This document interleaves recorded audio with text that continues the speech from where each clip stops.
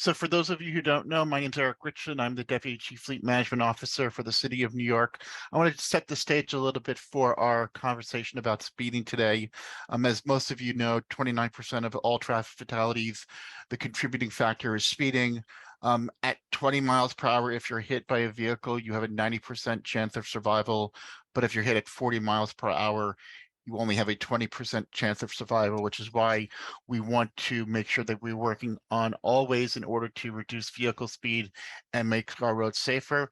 We'll kick off today with Chris Cahill from New York City DOT, and then we'll move on from there. Go ahead, Chris. Great, thank you. And DCAS Deputy Commissioner Keith Kerman. Keith, you're up. Do you need me to bring up your presentation? Well, let's see if this works. Can you see it? I can. Awesome. All right, greetings from everyone. I'm in a random office or bunker, I don't know what it is, at the New York Power Authority building, where I was presenting on another topic earlier today. So glad to be with you all. And what I want to do is talk quickly about what we're doing on the speed control front from the fleet side. We have the largest municipal fleet in the United States, 29,500 vehicles, and going down since Mayor Adams has ordered us to reduce the size of the city fleet. And I appreciate everybody who represents the city agency, your cooperation where it's being provided on that. We're here to talk about safety and speed, but I always like to remind everyone that we're making an extraordinary other transformation. And these two, have a lot of synergy, which is we're trying to electrify the fleet. And we just announced that we have surpassed the 4,000 mark. We're working on the next 1,000 orders as we speak. And I think we're going to be at about 1,000 electric replacement vehicles a year going forward. Eventually have to increase that. So along with the U.S. Department of Transportation Volpe Center, we've been doing what we call the Safe Fleet Transition Plans. And we've published 4 reports now. On the safety for the city fleet, on truck side guards. We just announced a Safe Fleet Transition Plan program for school buses. And so that was just announced, and we're going to be looking at all kinds of comprehensive ways to improve safety at the design level for school buses, including intelligent speed assist. And I think we're going to work on a pilot test program to put ISA in school buses. And we're going to talk more about that in a moment. This is our Safe Fleet Transition Plan. Tier 1 is what we mandate in terms of safety. Tier 2 is what's a best practice, but we're not mandating it yet. Something like car cams, where we're doing a 400 vehicle program in enforcement, but we haven't decided to put a car camera on every vehicle. In Tier 3 are things that we're testing. So ISA, Intelligent Speed Assist, which I'm going to talk about in a moment.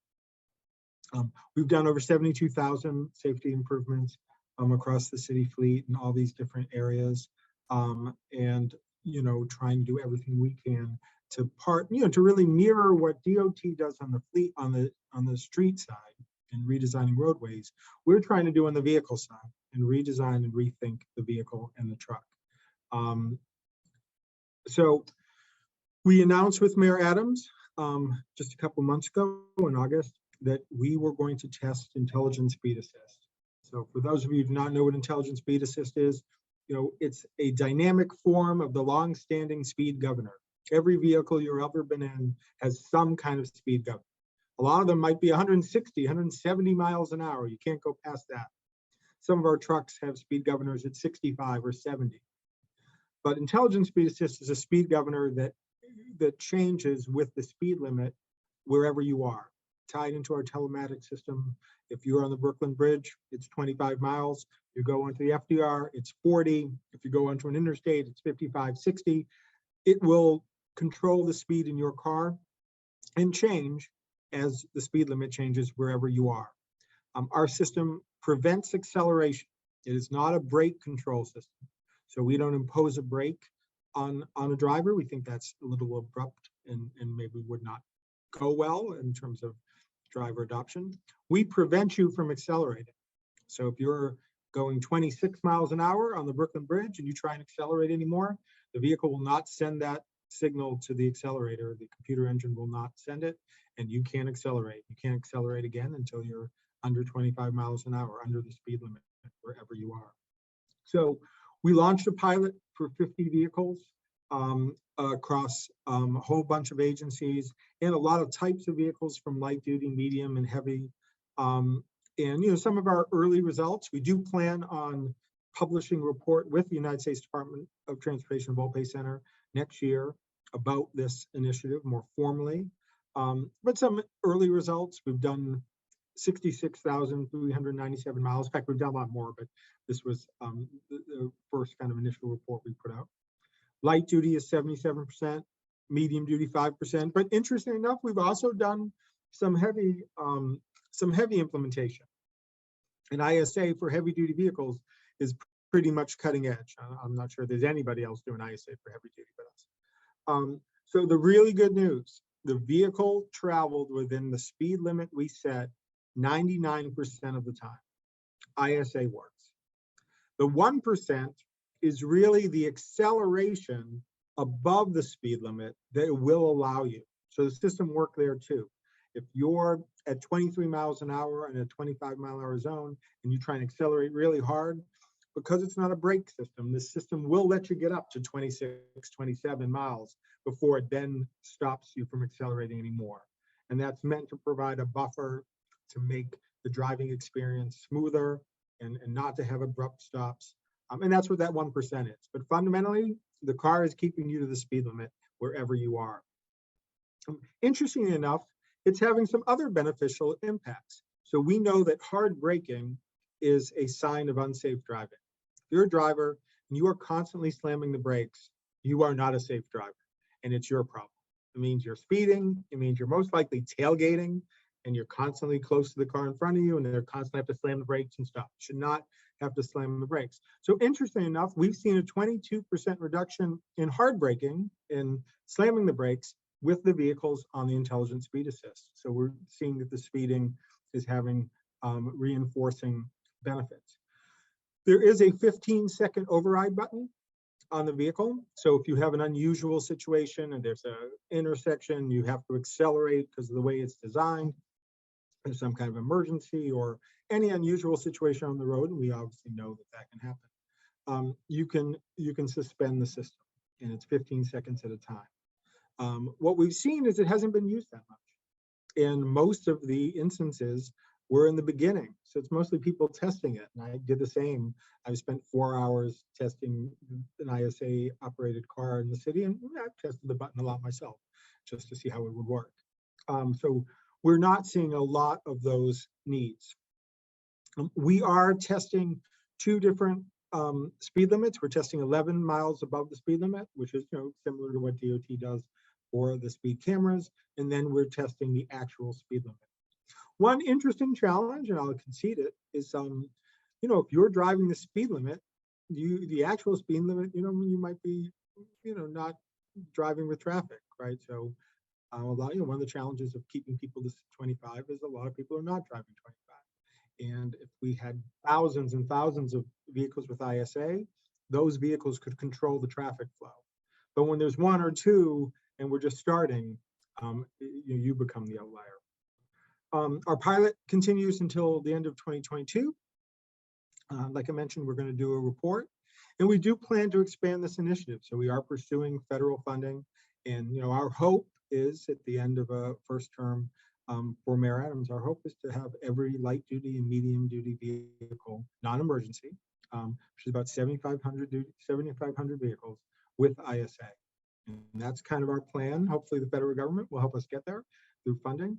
Obviously, we cannot put ISA on emergency services units right now because if you are authorized to use lights and sirens, we don't want to have a system that prevents you from speeding while you're in a lights and sirens operation. Conceivably down the road, maybe you could have systems that were smart enough to know when you're in a lights and sirens emergency and when you're just driving in normal traffic if you're an emergency responder. But this is already the most aggressive program in North America by a mile. And so I'm really excited, and a lot of agencies supporting this with their drivers in their vehicles. So, you don't have to hear it from me. Our Deputy Mayor, Mira Joshi, was on CNN. We're going to play the video. I just want to confirm, can everyone hear it? You can't hear I'm getting Veronica says she can't, and Chris says he can't. So I'm gonna try it again. Still can't hear. Okay, you're not able to hear it? Eric, is there anything I can do to allow people to hear it? What you can do is when you click on share screen, you probably have to stop share and reshare the screen. And when you click on share screen, there's advanced tab on the top, and then you can share your computer audio. All right, so stop screen sharing, which I did. Screen share. Right, click on screen share, and then you should have a button that says share audio. Share sound on the bottom, or share sound. There you go. on the Okay. left bottom. Well, this was a research kind of group, so you can all see it. Let's see if it works. Limit here is 20 miles per hour, and it won't let you go above it. Do anything. So I'm pressing the pedal, but you see actually the numbers going down. Driving me is New York City Deputy Mayor Meera Joshi. The city is the first in the U.S. to try speed limiter technology in 50 of its fleet vehicles. We need to be at the forefront. There's no reason today with so much technology and so much awareness that anybody should die at the hands of an automobile. Federal data shows more than 20,000 deaths on our roads in the first half of this year. It is one reason why, in its latest safety recommendation, the National Transportation Safety Board is calling on the federal government to start incentivizing car makers to put speed limiter systems in new cars. We have to remember these aren't just numbers. These are people who have lost their lives. New York's speed limiter program works through something called telematics. Stored data on local speed limits is cross-referenced with a car's GPS position. Software in New York's cars gives the driver an alarm. Yeah, there's. Or simply just cuts off the accelerator when you reach the speed limit. It's called a dead pedal. This system does have an override. If you press this button, you can accelerate beyond the speed limit for 15 seconds in case you need to merge or speed up to meet the flow of traffic. If somebody's in the fast lane driving too slow, then to me that causes more accidents than driving fast do. It feels kind of intrusive and invasive. I think from a regulatory standpoint, I think it might be overstepping some bounds. I think the average consumer is going to see this as an overreach by the government. Industry expert Carl Brower says it will be up to car makers to accelerate safety without putting the brakes on sales. I think a move like this is certainly a sign of the future. It's a preview of coming attractions and probably an unavoidable one. A change can't come soon enough for Juan Pulido. I'm really hopeful they take it serious and they actually do make the changes. His wife and kids were killed by an oncoming, speeding drunk driver, a crash that served as inspiration for the NTSB, calling for speed limiter systems. It's going to save lives. It's going to prevent more accidents from happening and less families having to go through what I'm going through.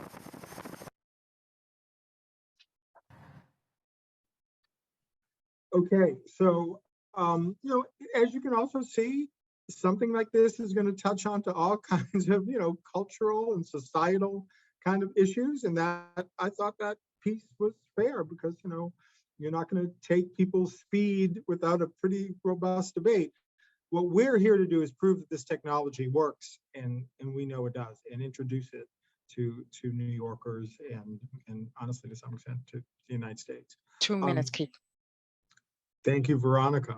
I've got to do what Veronica tells me to do. All right, so we also, this, as mentioned, this is tied into our telematics system. So I'm sure you all know we have the Fleet Office of Real-Time Tracking. We're the largest live tracking program in North America at 27,000 vehicles and growing. And we're very happy to welcome the fire department as our 51st and final agency into tracking. We also track, you may not know, all 40 school bus companies and 10,700 school buses. So we're doing live alerts for safety. We've been able to, if you're speeding, we will ping your boss immediately. And Mayor Adams has asked us to expand those alerts to a much larger group of supervisors. So we're going from 250 people who get these live alerts to 1,000 supervisors. Half of that's been done. The other half is going to be happening right after the holiday. So we've dropped excessive speeding. So we've cut it in more than half. We'd like to say that there was none, but we have made enormous progress. Please note the blip. During COVID, city employees were not immune to the increase in unsafe driving behaviors and speeding. We had the same increase for all the reasons that others did. The roads are open and people are starting to just floor the accelerator. We had 3 Priuses destroyed in open, uncrowded roads. How can that happen? Because people, kind of lost control of themselves. But we were able to get it back in control quickly. We were tracking it. We were alerting. We were screaming and yelling and saying, "My God, yes, stop this!" And agencies got it back in control. We do have these risk assessments. These are now going to commissioners in every city agency every month.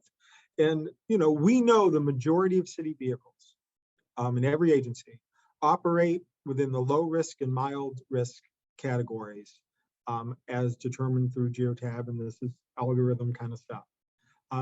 We know a very small percent, from 5%, 10%, maybe a few agencies, 15%, operate in medium and high risk. What we're asking every agency is to eliminate the medium and high risk units and make them drive safely and monitor them and get them into the low risk and mild risk categories. There is zero reason that every single city vehicle isn't operating in low and mild risk. We know most do, so we just need to deal with the outliers. Of course, I already mentioned fleet reduction, and that's, the safest vehicle out there is one that is not being operated on the road and where people are in public transportation and other forms of transportation or on Zoom like we are now. We're doing some other projects that Eric Richardson, I'm sure we'll talk more about, that we're leading, looking at truck safety, looking at surround cameras. Side guards, of course, has been a big initiative for us. Standard in Europe, almost unheard of here, but we're making that change. And the big new news is we're about to implement the law that requires all our city contractors to have side guards on their trucks. And we just did the public rules a couple of weeks ago. They were published, and we're now working on getting the contract language into contracts. Also doing surround cameras, which I mentioned. One last thing I want to mention, because not everyone knows about it, high vision trucks. The conventional truck in the United States is the one on the left-hand bottom corner. And it's designed with the engine and transmission in front of the driver. You can't see the ground for 25 to 30 feet. Any driver can. The fleet industry can build a truck where that's not the case. Used to be called cab over, but we try and call them high vision, and there is actually a little difference. And that's on the right hand. The engine transmission is underneath you, so you can see perfectly in front of you. In the United States, we design school buses whose sole purpose is to transport small young children, and we design them with a 25 to 30 foot line of sight, so the drivers can't see the children. The U.S. Department of Transportation did a simulation study. This is what we're showing you. Fundamentally, almost every single person crossing a sidewalk, a crosswalk with a visual impairment truck coming toward them is killed. And nobody is with the high vision truck. Couldn't be clearer than that we need to change the industry.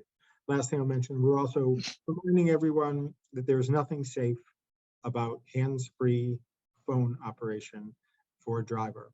I'm doing many things now. I'm talking to all of you. What I am not doing is driving a car, but it would be perfectly legal for me to do so. I could ask you to hold on, go out into the car, start driving in crowded traffic, and continue this presentation. Recently, a company I'm not going to mention is working on a new teleconferencing tool for their luxury vehicles for drivers.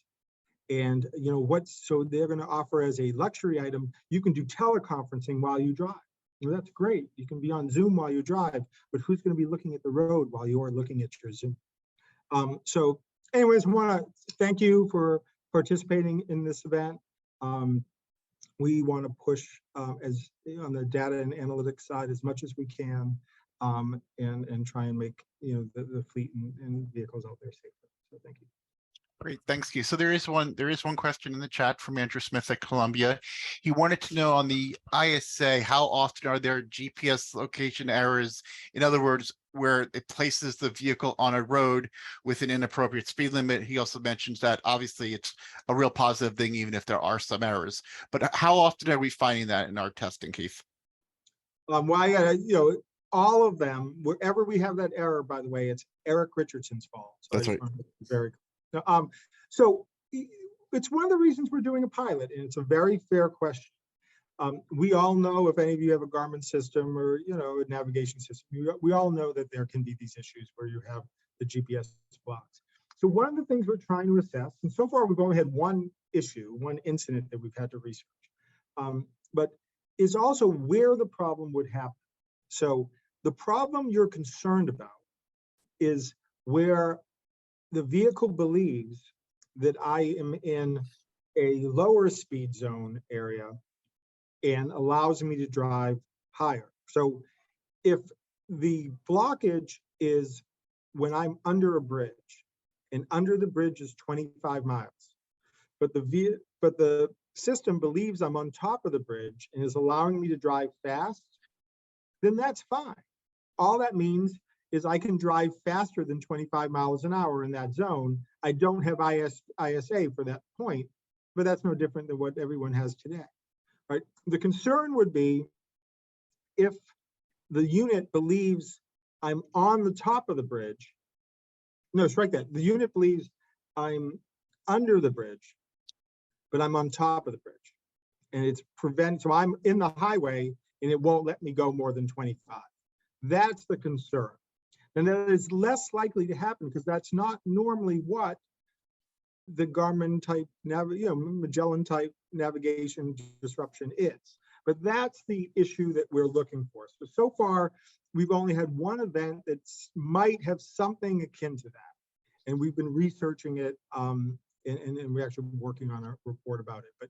But that's partly why it's a test. And again, it's not the instance that we're concerned about, so to make sure I'm clear, is if ultimately it believes you're in a higher speed zone than you really are, then that's fine. I mean, all that means is for that moment of driving, you can go faster than you should. But that everybody can go faster than they can today exclusively. It's where it puts you at a lower speed than you are supposed to be going at, right? So we don't want someone forced into 25 miles an hour who's on a 55 mile an hour interstate. So that's the issue we're monitoring as part of this pilot. Great. Thanks, Keith. I appreciate it. So we'll move on to Janie Gao, who's a senior research associate at New York University's C2 Smart Center, who will give us a presentation today about AI-based video analytics for vehicle and pedestrian detection, tracking, and speed estimation. Thank you, Eric. Can everyone see my slides? Yes, we can see your slides. Perfect. Good afternoon, everyone. As Eric introduced, my name is Janie Gao. I'm a senior research associate at New York University C2 Smart Center. And Chris, I think Chris and Keith both kind of cover, about fleet speed control and statistics about speeding. And my presentation will kind of be more on the side of technology, talking about AI-based video analytics for vehicle and pedestrian using traffic cameras. I will cover a speed estimation, speed detection app, but we'll also talk about all the other applications and opportunities in using this particular technology.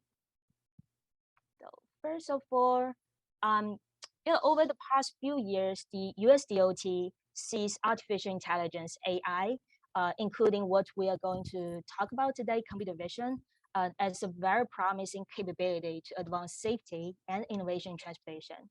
But it is also very important for us to understand, if we use this AI-based approach, what kind of new stream of mobility and safety data can be generated, and in this case, from the cameras. And also, how can we use them? Like, can we use them for performance monitoring? Can we use them for real-time alerts?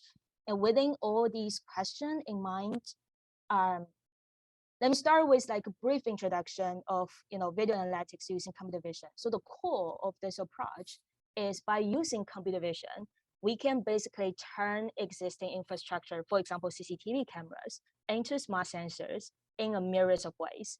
And in the past few years, there are a lot of transportation applications have been, continuously developed. And some of the recent and impactful uses are, presented here. Include like curb lane monitoring, lane occupancy, lane usage, detection of speed, detection of illegal parking incident, near misses, pedestrian social distancing, and also we can even do like flooding detection using those cameras. But these data and applications can also be used for like different purposes, including transportation system planning, operations, safety, inventory, and also infrastructure condition assessment. And here are some visual examples of how this can look like. I think, can you actually see the animation? Maybe not. I think it's because I'm sharing the print side. Just one more. What about now? Hey. Yes, we can see the animation. Thank you. Yeah, I think the presentation mode just doesn't work with the animation. So these are some examples, visual examples. On the left side, these are the application that our team developed using the CCTV cameras in New York City, the public feed hosted by New York City DOT. And on the right side are from our industry partner, Mobileye. They have this in-vehicle camera. I think he's also mentioned, DCAS fleet has some of these like front-facing camera that can sensing the driver things. So basically, you can see, the boundary of the curb. You can see the object moving and giving real-time alert based on that. And we'll come back to those applications later in more details. But before we go into the application, you may just have the question about how this approach actually works. So taking New York City as an example, we have more than like 900 CCTV cameras in the city. Of course, they're using for traffic monitoring, for JTMC to see if there's an incident there, validating what's going on the road. But if we streaming those camera data, and plus if there's any camera data coming from prop vehicle, connected vehicle, we combine them, sampling the images, sampling the videos, put them on either local drive or cloud server, then perform object detection, object tracking. And we can also create customized post-processing filters that customize for each different use cases or each different applications to increase the accuracy of detection. And then within all these data, we can convert them into data analytics or performance measures that can support, assist in decision support system. And there are a lot of non-advantage of using this computer vision approach, especially the approach that we're mentioning here is in CCTVs, because this built on an existing system, right? We're using existing resources. So it's very cost effective. You don't need to invest in new cameras on the road, and it offers new performance and risk indicators for decision makers. And the other thing is that all these CCTV camera system, it's not just in New York City. It's in, there are a lot of cities and states already have a very great, CCTV camera system. So it's easily adaptable to other cities or states using this approach. And there's also room for customization and localization. For example, for New York City, we, besides using the large-scale object detection data set, which is a famous data set called Microsoft COCO, we also generate a small-scale image data set specifically for New York City. We create this, annotation tool that help us to annotate about 5,000 images getting from the CCTVs, so that it is localized with what we see from those cameras in New York City. They're relatively low resolution, and also, some, let's say the type of buses or type of trucks might be different in the city within, the other area. So this helps us to improve, and kind of this localization help us to improve the detection accuracy for certain vehicle classes, including, trucks, buses, bicycles, and even scooters. But once we have those data, what is the next step? Like, how can we actually use them? So one intuitive usage is we can use those information for performance monitoring and evaluation. And taking one step further, we can also use them for like real-time alerts that giving to the drivers or to the vulnerable users. So let me start with vehicles first. There are a lot of use cases under this, include like volume counting, turning movement count, speeding detection. We can also do queue warning, incident detection, and of course, near misses prediction. And these applications can be combined based on the goal of the agency or the user. For example, if we do volume counting plus queue warning, and if you think congestion is a concern, but we can also do speeding detection, incident detection, and near misses prediction if the goal is more towards safety. And just giving a detailed example of the speed estimation. So the logic is very straightforward. We have detection zone A, detection zone B, 2 checkpoints. We kind of timestamp. We log, the vehicle ID. We log the vehicle timestamp when they pass these two checkpoints. And by calculating the difference between them for the same vehicle with the same ID, we can easily calculate and also projected distance for the road segment. We can easily get the speed for individual vehicle, which is shown on the first line over here on the bottom. Every time you see a vehicle pass checkpoint B, this number is, like refreshing in real time. And once we aggregated those disaggregated measures, we can also get the average road speed, link speed, for example, per minute. And this number can be updated in real time as well based on, the interval that is desired. And it's not just about the individual speed, numbers and average length numbers. For example, if we want to do speeding detection, it's very intuitive if we just set up a threshold and say, everything above 25 miles per hour, 35 miles per hour, we think this is a speeding behavior. We can easily calculate the percentage of speeders for different roadways, and also seeing the different, variation of speed that can also give us some indication about the smoothness of the traffic. And these can all be like risk indicators or, performance indicators for us to monitor the road. But there's important note here is that the current public feeds, they're discontinuous. And for speed detection, speed detection, we have to use continuous speed. But if we have the access to the back office feed with continuous streaming, this approach can be, scaled up to the entire city within all these 900 cameras and can give us a more comprehensive understanding of the speeding behavior in the city. And I think this is also can be used as a supplement for the speed camera program and also the fleet program that, because that speed camera are only for school zones right now, but we may have CCTV cameras are installed at non-school zone areas. So it has the potential to fill that gap of, giving some extent of the speeding behavior in the non-school zone area. And the other approach is for the vulnerable road users. So some performance metrics can be very similar to the vehicles. We see like density count, volume count for pedestrian cyclists, but there's also some performance measures which are very different and unique to vulnerable road users. For example, social distancing, which is the original motivation of this entire project, entire research. That's just during COVID, we're sitting at home and how can we collect data remotely by not even going out? And this camera idea kind of coming to mind. And that's the start of how we investigate all these different approaches. And recently, we're also developing an algorithm for detecting pedestrian with mobility aids, which is shown on the left bottom. Because from other pilot, the connected vehicle pilot, other pilot within the city, we found this particular group of people, they have very different street crossing behavior, and sometimes can be surprising. Like you may think, they may work slower, but from what we found through the pilot is sometimes they can even work faster than the other paths.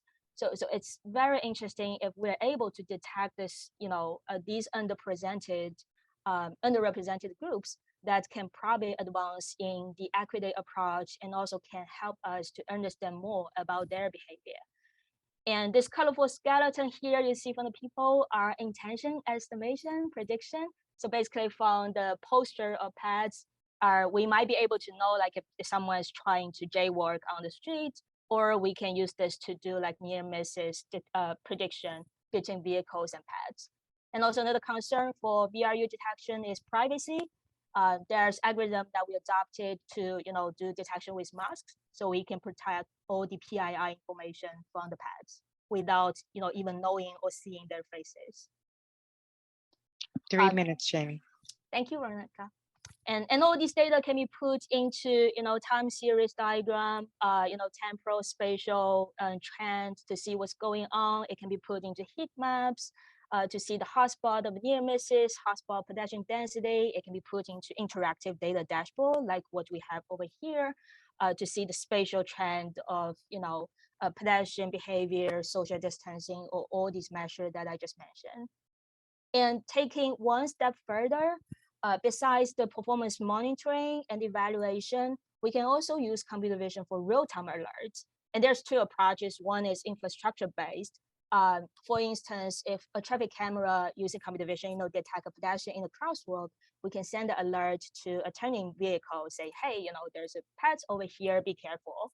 Or if we know the trajectory by, using the computer vision, we can predict the future trajectory of the vehicle and the pets. And near misses, like, using like surrogate safety measures, traffic company near misses can be detected based on this predicted trajectory. And the alert can be sent either to the vulnerable user or to the vehicle drivers to alert like potential risk. And these trajectory data can be further used. For example, we have a recent NCHRP project, which we use trajectory data from connected vehicles, generate basic safety messages, BSM from them, and develop algorithm to convert BSM into safety measures, like what Keith mentioned, hard braking, or a famous one that used in the research is time to collision, and we can improve that with like disturbance TDCD, and it can be applied to network level safety evaluation. And the last thing that I want to show over here is these computer vision based approach can also be used on the vehicle, on the cameras and mounted on the vehicle or on the bike. The video that you'll see over here on the bike is a GoPro camera that we installed on one of our research bike that measuring lateral distance between the cyclists and the vehicles passing by, scooters passing by. So that information can also be turned into surrogate safety measures to alert the risk for the cyclist. And on the right is a demonstration, again, from our industry partner, just showing how future autonomous driving capability can achieve, within all this information that is gathered. And last slide. So everything I show here today are a part of two ongoing, thank you, Renata, are a part of two ongoing projects. I mean, one is within Taiwan, another one is under the USDOT UTC program. And both of them kind of using a really collaborative approach that, involves agencies, academia, and industry partner. And we found this approach is extremely interactive and useful. So if you're interested in the topic, feel free to contact us. We'd love to hear from you, or just, simply join us as an advisory board member to provide the feedback to help, the city in advancing vision-based technologies for transportation. And that's all from me today. Thank you for listening, and I'm happy to answer any questions. Jenny, that was great. Really appreciate your insights on those systems. Really, really interesting slides, and some of the simulations were they were short clips, so I'm certainly looking forward to seeing some longer ones in the future. Do we have any questions either in the chat, or if anybody wants to raise their hand, we can entertain some of those questions now. And if you have any questions specifically for Janie, that we'll take those first. And then if you have any questions about some of the other presentations, we can wrap back as well.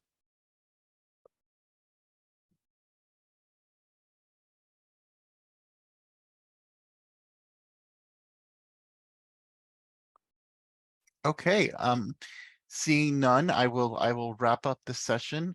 Thanks everyone for participating. Thank you to all of our speakers, as well as all of the attendees.